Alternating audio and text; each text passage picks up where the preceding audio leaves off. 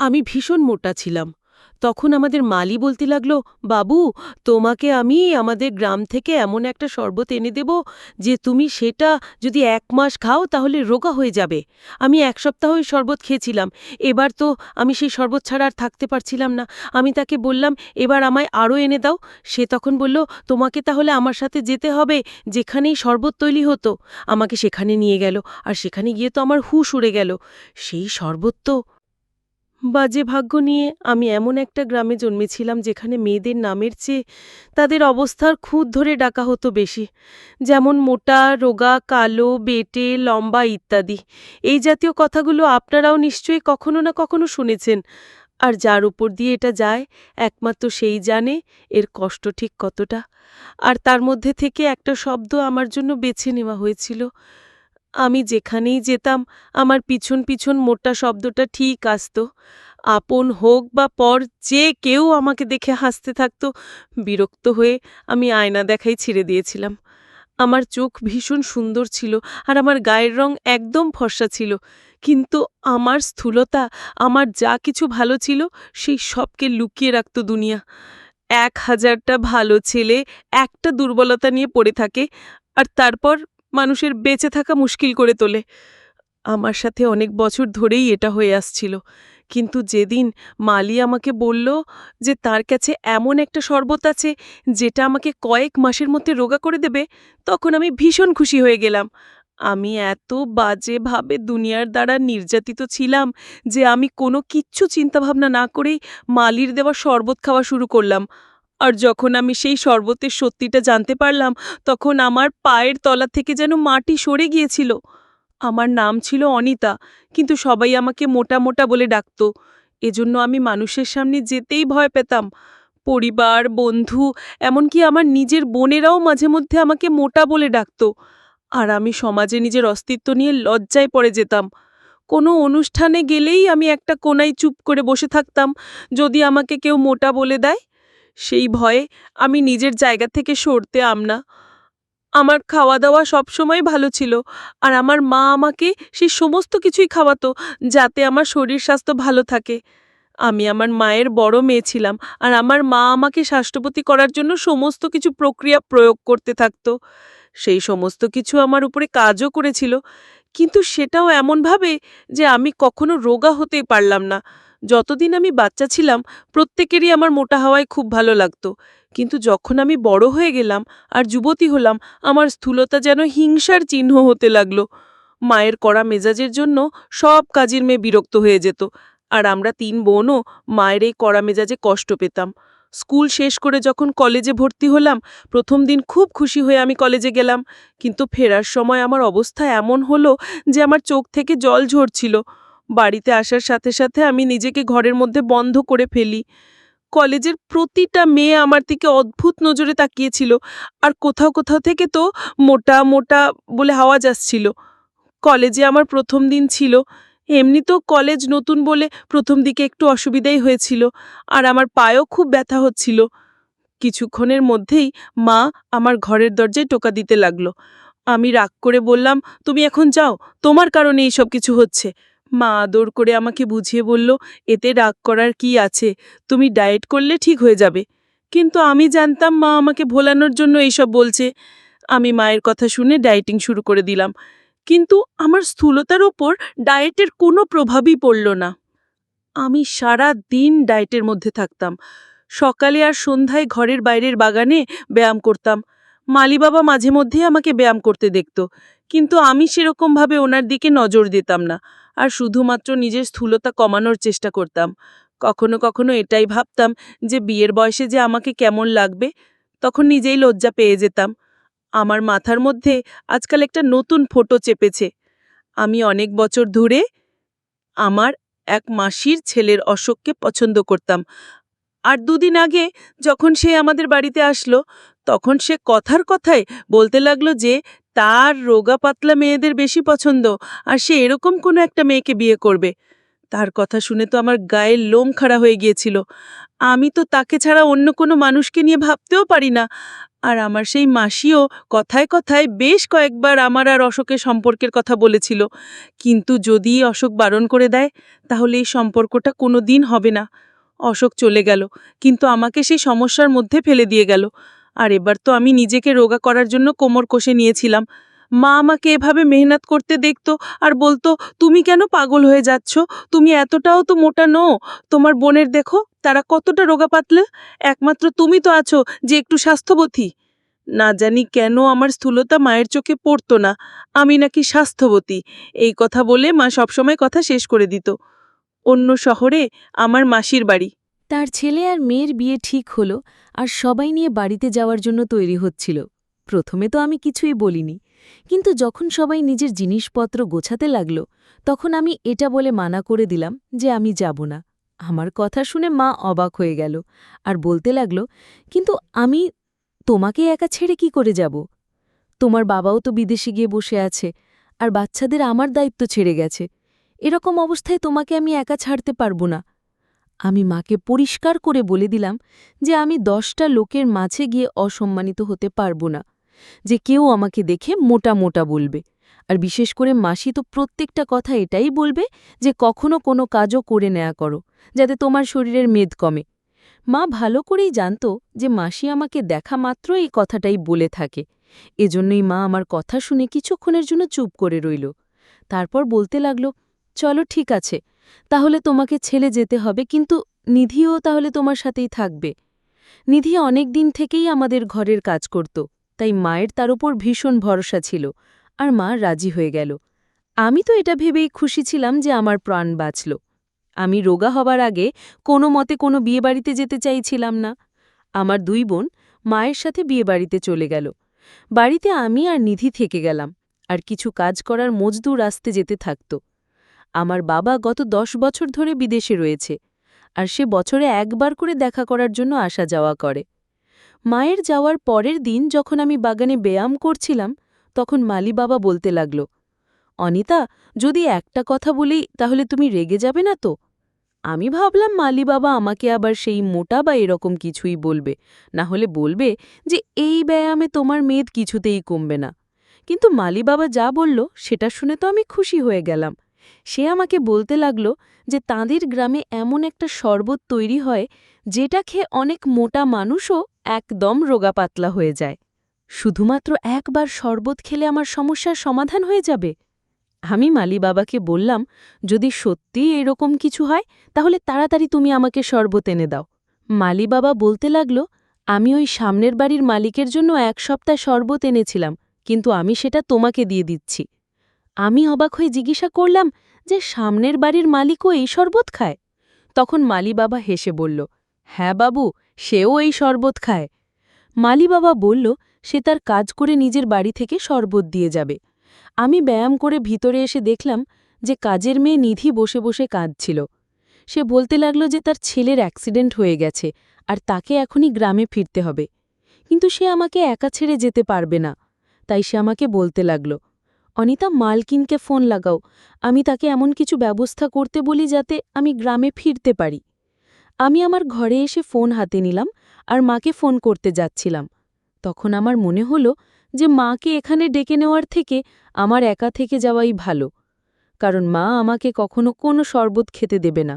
এর আগেও আমি একবার রোগা হবার জন্য কিছু ওষুধ ব্যবহার করেছিলাম, আর আমার অবস্থা এত খারাপ হয়ে গিয়েছিল যে আমি হাসপাতালে পৌঁছে গিয়েছিলাম। সেই দিনের পর থেকে মা রোগা হওয়ার জন্য আমাকে ডায়েটিং ছাড়া অন্য কিছু খেতে দিত না। মায়ের তো আমার ডায়েটিং করা নিয়েও আপত্তি ছিল, কিন্তু আমার কান্নাকাটি দেখে সে চুপ হয়ে যায়। কিছুক্ষণ পরে আমি ঘর থেকে বাইরে আসলাম, আর আমি কাজের মেয়েকে বললাম, মা বলছে তুমি নিজের গ্রামে ফেরত যেতে পারো, সে বিকেল অবধি ফেরত চলে আসবে। আমি ভালো করেই জানতাম যে মায়ের দিদিকে ফোন করার খেয়াল মনের মধ্যে আসবে না, আর আমি আরাম করে শরবত খেয়ে মায়ের আসার আগে অবধি কিছুটা তো রোগা হয়েই যাব। নিধি চলে গেল আর বিকেলে মালি বাবা শরবত দিতে বাড়ি আসলো। আমি মালির থেকে শরবত নিলাম আর তাড়াতাড়ি সেটা খেয়ে নিলাম। সেটা ভীষণ ঠান্ডা আর দারুণ খেতে ছিল। আমাদের মালি বাবা বলল, 1 সপ্তাহের মধ্যে আমি তফাৎ দেখতে পাবেন। শরবত খাবার কিছুক্ষণ পরেই আমার ভীষণ শান্তি অনুভব হলো, আর এমন মনে হচ্ছিল যেন আমার হাত পা ঠান্ডা হয়ে গেছে। আমি আরাম করে নিজের ঘরে শুয়ে পড়লাম আর কিছুক্ষণ পরে আমার ঘুম এসে গেল। আমি ঘরে একা ছিলাম, এজন্য আমার ঘুম ভাঙানোর কেউ ছিল না। তাই আমি খুব আরামের দিন কাটাতে লাগলাম। প্রতিদিন আমি শরবত খেতে লাগলাম। শরবত খাবার সাথে সাথে আমি হালকা অনুভব করতাম। আমার মনে হতো যে আমি যেন আর এই শরবত ছাড়া থাকতে পারবো না। মায়ের কখনো কখনো ফোন আসতো, তখন আমি তাকে বলে দিতাম যে আমি ভালোই আছি। আর যখন নিধির কথা জিজ্ঞাসা করত, তো আমি কথার প্যাচে তাকে ভুলিয়ে দিতাম। 1 সপ্তাহ হয়ে গিয়েছিল, আর এই 1 সপ্তাহ শরবত আমি খেয়ে শেষ করে দিয়েছিলাম। বিকেলে যখন মালি বাবা আসলো, আমি তাকে বললাম যে আমার আরও শরবত চাই, কারণ 1 সপ্তাহ শরবত খেয়ে আমার মাত্র সামান্যই তফাৎ হয়েছিল। কিন্তু আমি এমন অনুভব করতাম যে সেই শরবত আমার জীবনের একটা প্রয়োজনীয় কিছু হয়ে গিয়েছে। মালি বাবা বলতে লাগলো, আরও শরবত নেবার জন্য তোমাকে আমার সাথে যেতে হবে। সেটা আমার বন্ধুর ঘরে তৈরি হয়, কিন্তু আমার সেই বন্ধু গ্রামে গিয়েছে, আর তাই বন্ধুর বাড়িতে তার বউ একা আছে, আর তাই আমি এখন ওখানে একা যেতে চাই না। কিন্তু তুমি যদি সাথে যাও, তাহলে আমরা শরবত সহজেই আনতে পারবো। না হলে তুমি আরও কিছুদিন অপেক্ষা করো। আমার তো শরবত ছড়া থাকা এক মুহূর্তও সম্ভব হচ্ছিল না। আমি মালি বাবাকে বললাম, ঠিক আছে আমি তোমার সাথে যাব, কিন্তু আমার ওই শরবত এখনই চাই। আমাকে মালি বাবা সেখানে নিয়ে চলল, আর আমরা একটা বড় বাড়ির মধ্যে পৌঁছালাম। মালি বাবা বলল যে তার বন্ধুর বউ এখানে সার্ভেন্ট কোয়ার্টারে থাকে। আর সেখানে পৌঁছে তো আমার পায়ের তলার মাটি সরে গেল। সেই শরবত আসলে এক ধরনের মদ ছিল, যেটাকে গ্রামের লোকেরা সবসময় ব্যবহার করে থাকে। আর আমার এই মুহূর্তে সেই জিনিসটা আরও বেশি চাহিদা অনুভব হতে লাগলো। মালি বাবা আমাকে সার্ভেন্ট কোয়ার্টারে নিয়ে যাওয়ার নাম করে একটা বাড়ির ভিতরে নিয়ে গেল, আর সেখানে আমি দেখলাম মদ তৈরি হচ্ছে। একজন মহিলা সেখানে বসে মদ বানাচ্ছিল, আর একদিকে ম্যাচ ফেরছেছিল। আমার শরীর পুরোপুরি ভেঙে পড়েছিল, যেন আমি মালিককে বললাম, আমাকে ব্যাস 1 গ্লাস শরবত দাও। মালি বাবা বলতে লাগলো, তুমি শরবত পেয়ে যাবে, কিন্তু তার জন্য তোমাকে একটা চাহিদা পূরণ করতে হবে। আমার অবস্থা তো এত খারাপ ছিল যে আমি সমস্ত কথা মানতে রাজি হয়ে গিয়েছিলাম। আমি বললাম, ঠিক আছে, তোমার যত টাকা দরকার আমি দিয়ে দেব, কিন্তু আমাকে এখন শরবত দাও। তখন মালি বাবা আমাকে নিজের সাথে একটা ঘরে নিয়ে গেল, আর মদের গ্লাস আমার হাতে ধরিয়ে দিল।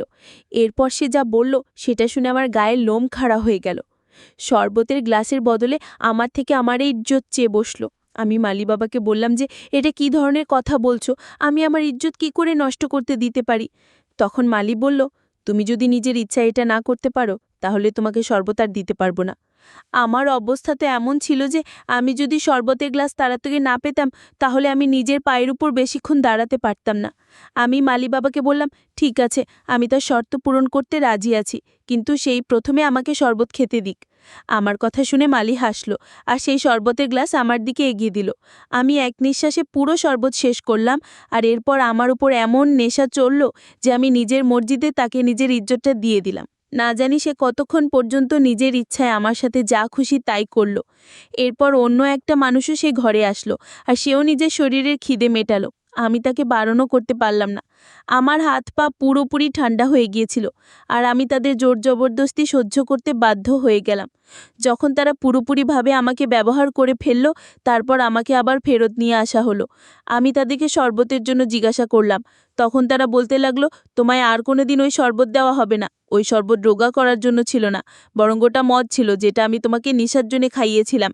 আসলে আমি তোমার মায়ের সাথে বদলা নিতে চাইছিলাম, আর এবার আমার বদলা পূরণ হলো। তুমি পুরো জীবনেই শরবতের জন্য ছটফট করতে থাকবে, আর এর জন্য তুমি নিজের ইজ্জত হারিয়ে ফেললে। আমি তোমাকে যেখানে নিয়ে গেছিলাম সেটা একটা কোঠা ছিল। তুমি যখন এই কথাগুলো তোমার মাকে বলবে, তখনই তোমার মা জানতে পারবে যে ইজ্জত চলে যাওয়ার অষ্ট ঠিক কী হয়। আমি ওই মালির দিকে তাকালাম আর জিজ্ঞাসা করলাম, আমার মায়ের সাথে তোমার কিসের শত্রুতা? আমার শরীর দ্বিতীয়বার ভেঙে পড়তে লাগলো। আমি খুব কষ্ট করে কথা বলছিলাম। আমার উপর এভাবে নেশা করে নিয়েছিল যে আমার তার পাশে থাকার ঘৃণা অনুভব হয়নি, যখন কিনা সে আমার থেকে দ্বিগুণ বয়সের, আর সে আমাকে ভালোভাবে ব্যবহার করে নিয়েছিল। মালি বলতে লাগলো, আজ থেকে 1 বছর আগে তার বউয়ের চিকিৎসার জন্য কিছু টাকার দরকার ছিল, আর তোমার মা যখন তাকে টাকা দিতে রাজি হয়নি, তখন মালি তার নিজের গ্রামের লোকেদের থেকে কিছু টাকা ধার নেয়, আর তাতে তার বউয়ের চিকিৎসা হয়। কিন্তু 1 মাস পরে লোকেরা তাকে পয়সা ফেরতের জন্য জোর করতে লাগে, যাতে তাড়াতাড়ি টাকা পয়সা ফেরত দিয়ে দেয়। মালির কাছে তাদের দেওয়ার জন্য টাকা ছিল না। সে আর একবার আমার মায়ের কাছে টাকা ধার চাইল, কিন্তু আমার মা বারণ করে দিল তখন গ্রামের লোকেরা তাদের পয়সা পেল না, তখন তারা তার মেয়েকে উঠিয়ে নিয়ে গেল, আর তার মেয়েকে তারা ব্যবহার করল। তারপর নিজেদের বন্ধুদের সাথে মিলে তারা জোর জবরদস্তি করত। মালি আর একবার আমার মায়ের কাছে টাকা চাইছিল যাতে সে নিজের মেয়েকে ছাড়িয়ে আনতে পারে। আর সে আমার মাকে বলেছিল যে কিভাবে তার মেয়ে সেই লোকেদের অত্যাচারের শিকার হয়ে গেছে। কিন্তু আমার মা মালিককে বলেছিল যে তোমার মতো লোকেরা মিথ্যা কথা বলে পয়সা নিতে খুব ভালোই পারে। প্রথমে নিজের বউয়ের শরীর খারাপের কথা বললে, আর এখন মেয়ের ইজ্জতের কথা বলছো। বাহানা বানিয়ে তুমি আমার থেকে টাকা চাইছিল। মালি আমার মায়ের কাছে 10 বার কাকুতি মিনতি করেছিল, আর নিজের কথা যে সত্যি সেটা বিশ্বাস করানোর পুরো চেষ্টা করেছিল। কিন্তু আমার মা সবসময় শক্ত মেজাজের, দারিদ্র্যের প্রতি তার প্রচুর ঘৃণা। আমার মা তাই মালিকে মিথ্যাবাদী বলে চেঁচিয়েছিল, আর তার কোনো সাহায্য করেনি। মালি আরও বলতে লাগলো, আজ থেকে 3 মাস আগে আমার মেয়ে নিজের অবস্থার সাথে লড়াই করতে না পেরে আত্মহত্যার জন্য নিজের গলায় দড়ি ঝুলিয়ে নিজের প্রাণ নিয়ে নিল। আর যদি তোমার মা কিছু টাকা আমাকে ধার দিত, তাহলে আজকে আমার ফুলের মতো মেয়েটা বেঁচে থাকতো, আর তাকে এত বেশি অত্যাচারী সমস্যার মুখোমুখি হতে হতো না। এই জন্য আমি ঠিক করলাম যে এক না একদিন আমি তোমার মাকে এই জায়গায় নিয়ে আসব যেখানে কখনো আমি দাঁড়িয়েছিলাম। এখন যখন নেশা না পাওয়ায় তুমি কাঁদবে, চিৎকার করবে, তখন তোমার মা আমার কষ্টটা বুঝবে। মেয়ের ইজ্জত চলে যাওয়ার কষ্ট যে কি তোমার মা এবার খুব ভালো বুঝবে। মালি আমাকে একা ছেড়ে চলে গেল। আর আমি শরবত না পাওয়ার জন্য পাগল হতে লাগলাম। আমার হাত পা ঠান্ডা হয়ে গেল, আর মালির কথায় আমার হস্ত উড়ে গিয়েছিল। সে নিজের মেয়ের মৃত্যুর প্রতিশোধ আমার থেকে নিয়ে গেল। আমার অবস্থা এত খারাপ ছিল যে আমি তাড়াতাড়ি আমার মাকে ফোন করলাম, আর তাকে ফেরত আসার কথা বললাম। পরের দিন সকালে আমার মা আর আমার বোনেরা ফেরত চলে আসলো, কিন্তু সেই সময় পর্যন্ত আমার অবস্থা আরও খারাপ হয়ে গেল। আমার মা কিছুই বুঝতে পারছিল না যে আমার সাথে হঠাৎ করে কি হয়ে গেছে। সে আমাকে নিয়ে তাড়াতাড়ি হসপিটালে গেল। সেখানে গিয়ে মা জানতে পারল যে আমার সাথে কত অত্যাচার হয়েছে আর কি হয়েছে। নেশা না পাওয়ায় আমি পাগলের মতন চিৎকার করছিলাম, আর আমার মায়ের এখনো পর্যন্ত পুরো সত্যিটা জানা হয়নি। সে চিন্তিত আর অবাক হয়ে দাঁড়িয়েছিল। ডাক্তার আমাকে শান্ত করার জন্য ইনজেকশন দিয়েছিল। কিছুক্ষণের জন্য আমি আরাম পেতাম, কিন্তু যেই ওষুধের প্রভাব শেষ হতো আমি আবার চিৎকার করতে লাগলাম। আমি অনেক দিন পর্যন্ত হসপিটালে ছিলাম, আর 2 মাস পর হসপিটাল থেকে আমাকে ছাড়া হলো। আমার নেশার অভ্যেসটা এবার আস্তে আস্তে করে শেষ হয়ে গিয়েছিল। যখন আমি নিজের ঘরে আসলাম, তখন আমি নিজের মাকে মালির সব কথা বললাম, আর আমার মায়ের নজর লজ্জায় নিচু হয়ে গেল। সে একজন গরিব বাবার কথায় বিশ্বাস না করে তার মেয়েকে মৃত্যুর মুখে ঠেলে দিয়েছিল। মানি সেই দিনের পর থেকে আর কোনো দিন আমাদের বাড়ি আসেনি। কিন্তু এখন আমার মা প্রত্যেক দিন তাকে নিশ্চয় মনে করে। সে কিছু বুঝতে পারছিল না যে তার কি মালিকে ঘৃণা করা উচিত নাকি নিজের অবস্থার উপর কষ্ট পাওয়া উচিত। মা নিজের ভুলের ব্যাপারে বাকি বহল হয়ে গিয়েছিল, কিন্তু এখন অনেক দেরি হয়ে গেছে। সেই 2 মাস আমি হসপিটালে পড়ে পড়ে হাড়ের খাঁচা হয়ে গিয়েছিলাম। যেন আমি যে কিনা সবসময় রোগা হতে চাইতাম, সেই আমি এখন আয়নায় দেখি আর একটা হাসি আমার ভেতর থেকে উঁকি মারে। রোগা হওয়ার চেষ্টায় আমি আমার উচ্চতা হারিয়ে ফেললাম, আর কোথাও না কোথাও এতে আমার মায়ের ভুল ছিল। কখনো কখনো আমরা অর্ধেক প্রার্থনা করি, আর যখন সেটা পূরণ হয়ে যায় তখন সেটা সহ্য করার ক্ষমতা রাখে না।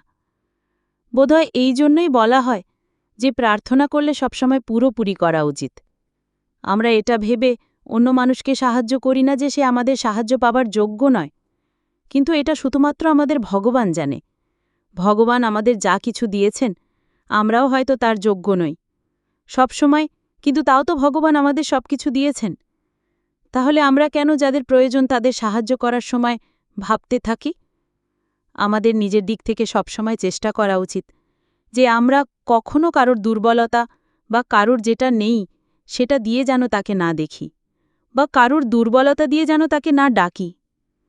আসুন আমরা সবাই মিলে কথা বলি, এই যে সমস্ত গরিবের সাহায্য আমরা যতটা সম্ভব হবে করব, আর কাউকে অপমানিত হতে দেব না।